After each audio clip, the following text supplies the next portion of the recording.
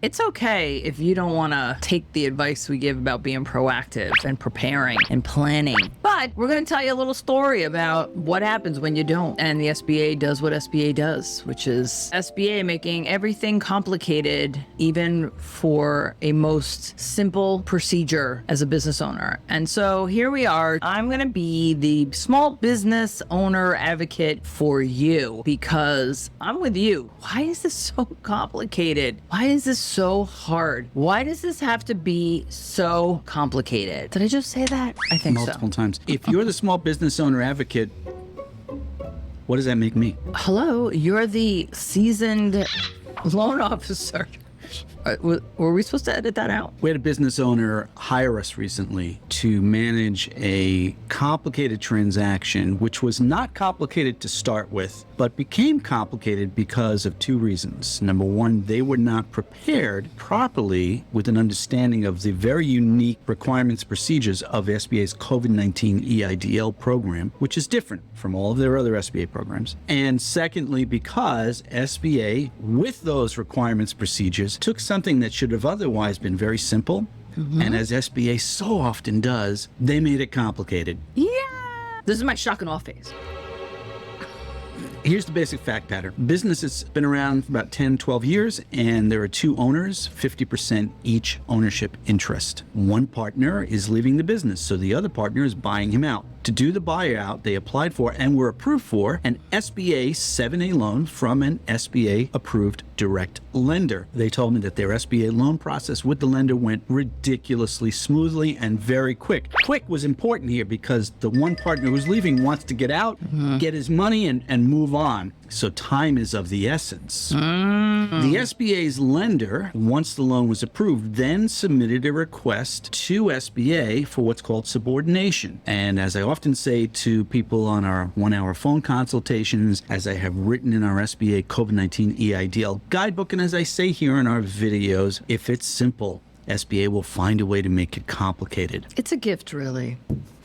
The gift that keeps on giving, as you're about to see. The SBA lender's specialist who prepared the documents had a very clear grasp of the basics, and I reviewed those documents. I was very impressed because I don't often see that kind of quality on preparation of SBA forms. The problem was not the preparation of the forms or the submission of the forms. The problem was they did this request for subordination out of sequence. That's where the planning and preparation can come in handy when you are kind of asking ahead of time, if I do this, is this the right order? Is this the right sequence? Are these the right steps to accomplish this as smoothly as possible and have as timely of a transaction as possible? The steps were out of order, and the SBA specialist handling the subordination request came back and said, oh, well, I see now that this is a change of ownership request, and because that's the case, before I can approve subordination of your SBA loan behind the existing COVID-19 EIDL loan, you must first process your request through the change of ownership team here at SBA. And that loan specialist forwarded the information to the specialist at the change of ownership team. That person came back with a laundry list of documents. A laundry list? Why a laundry list? Well, it's change of ownership. She wanted to see the original operating agreement, the current operating agreement, to show the ownership. And one of the elements I identified early on, and I identified 3 key elements of the mistake made by the SBA lender. The first mistake, I told you, is that taking this out of sequence. The second mistake is when they submitted the change of ownership application, they put down the new owner as if he's already owning the business. Yeah. And that has not been executed yet because the transaction is not closed yet, because the funding's not cleared yet, because the subordination request is not approved yet, because the change of ownership is not approved yet. Okay, you see that cascade of events there? This is just a simple buyout. One partner buying out the other. You can see how complicated this is? Yeah. Well, that was the second mistake, indicating that the new owner was already in place and already owned it, when in fact that hadn't been completed. The third element that I noticed on my review of the documents was that the client actually presented the names of the owners incorrectly to the SBA all the way down the line here, to their SBA lender to get the loan approved, to the subordination department, and now to the change of ownership team.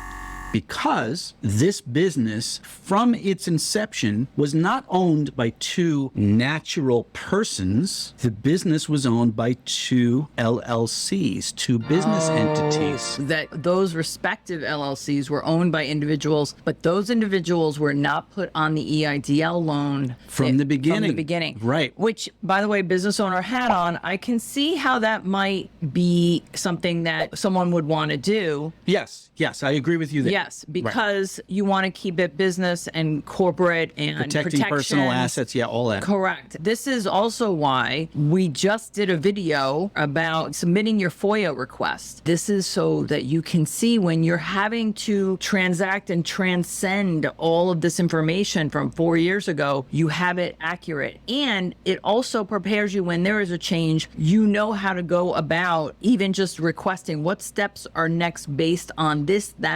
this. Are you seeing the loan officer smirk on my face? Because everything Linda just said is accurate. Owning a business in the name of a business entity instead of your personal name, because again, Linda is the small business advocate here in this conversation. And yes, we just did a FOIA video to advise you to get a copy of your COVID-19 EIDL loan application so that when you submit new documents to the SBA today, that information matches up. But the client did not apply for the COVID-19 EIDL correctly. Yes. They applied for the loan in their natural names, not in the names of the business entities.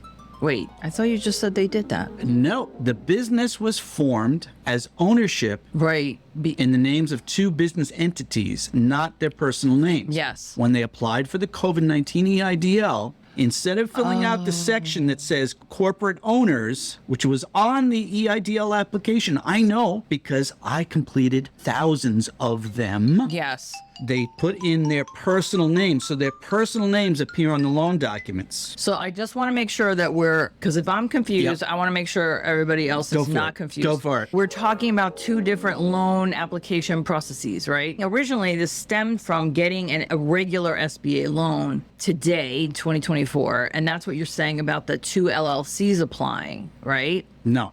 About the natural persons applying is what you're saying. No. Whoa, okay. So now I'm going to definitely have to edit this. They applied for the SBA loan today in 2024 in the correct corporate name, but when the person at the lender prepared the SBA forms for the subordination and then later for the change of ownership, he filled it out incorrectly. He did not go back and look at all the original formation documents, including the SS4 for IRS tax ID number, the articles of formation, the operating agreement to verify this information, because I've dealt with the SBA multiple times like this where they'll come back on something really stupid like this and say there's a discrepancy and everything comes to a complete screeching halt. Insert screeching sound effect now. Okay.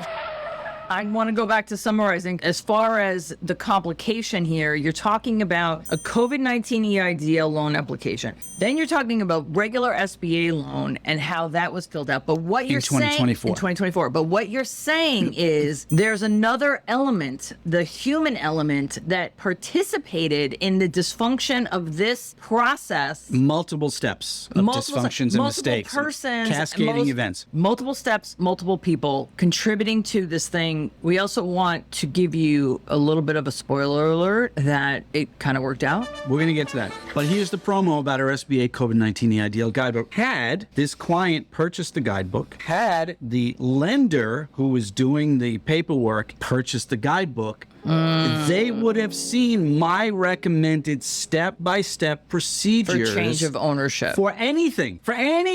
As Linda mentioned a moment ago, we just did a video telling you if you have a COVID-19 EIDL, you should have a copy of the original application from 2020 or 2021, whenever you originally applied. And no, you don't have it. So please don't say you have it, because people tell me that all the time on the phone and on emails. And then they don't have it. The reason I know you don't have it is because SBA did not provide a copy of that application. They gave you your loan agreement, not the application. And the reason you want the application is to avoid debacles like this, or like with our other client, client who was declined for 2 natural disaster loans because of discrepancies between his COVID application and his natural disaster application. The step-by-step instructions in our guidebook would have prepared all of these people in this story here for preventing this cascade of mistakes. One of the other elements that SBA tossed into this already complicated mix was a requirement as part of the change of ownership process that the borrower repay a portion of the COVID-19 EIDL.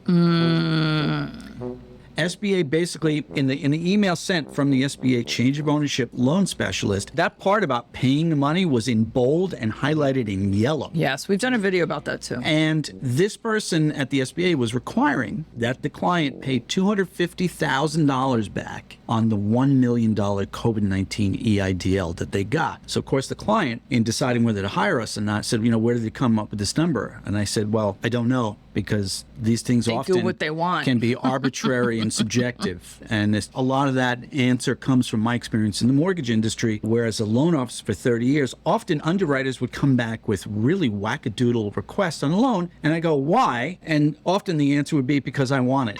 So that's kind of where we're going with this $250,000. I took over the process. I notified the SBA loan specialist on a phone call of the mistake on the original COVID application and the correct ownership. And did she need to address that? If so, how do we want to do that? She advised we will probably have to reclose the entire loan. I said, okay. And then I asked about the $250,000. And her response was, well, SBA feels like. I swear she used the word. No. She used the words feels like. I feel like I don't want to have to pay this loan back. I feel like. So she said the SBA feels like if you're doing something like this on a natural disaster or a COVID-19 EIDL loan, that a portion of the payment should be made. And she said, typically we ask for 20%. I did not stop her to correct her on the phone and say, well, you asked for 25%. Math is fun. I decided, why upset a hornet's nest here? In any event, short story long, too late. Through my interactions with the SBA loan specialist, using my knowledge as a loan officer, and all of this information, again, is distilled into our SBA COVID-19 EIDL guidebook. There's a whole section that teaches you. We will always pepper it in. I got her to check on the legal requirement to reclose the loan. She came back. She said, legal department says we don't have to do it. Excellent. Ding, ding, ding. Number 2, I got her to waive the requirement, remove the requirement for the $250,000 repayment. You want to know how I did that? You'll have to buy the guidebook. All is said and done, the client received a change of ownership documents last week, which SBA requires ink signatures notarized, and then those documents have to be sent back to the SBA by snail mail, not electronically. Oh, hello, 1984. Once the legal department finishes executing the change of ownership, then the file goes back to the loan specialist, and she's going to ship it over back to where it started at the subordination department, and our client can move forward happily into the sunset to get his 7A loan approved and not have to pay $250,000 back to the SBA, and his business partner can sail off into the sunset and go off and do other things to help the American economy, which is what small businesses, the backbone of the American economy, do time and again. True. September 4th, 8 p.m. Eastern Time, 5 p.m. Pacific. We're going live here on this YouTube channel. Click on the subscribe button down below. Click on the notifications. Go into our channel. You'll see the video, upcoming video for live Q&A. Click on Notify Me so you can join us on September 4th, the first Wednesday of the month, and we will answer your questions like this and all other kinds of zany stuff about the COVID-19 EIDL program and natural disaster loans. You have no excuse. Summer's over after Labor Day weekend, so we're going to labor to answer your questions. If you want us to answer specific questions and you'd like to let us know in advance, send an email to curious@auroraconsulting.biz.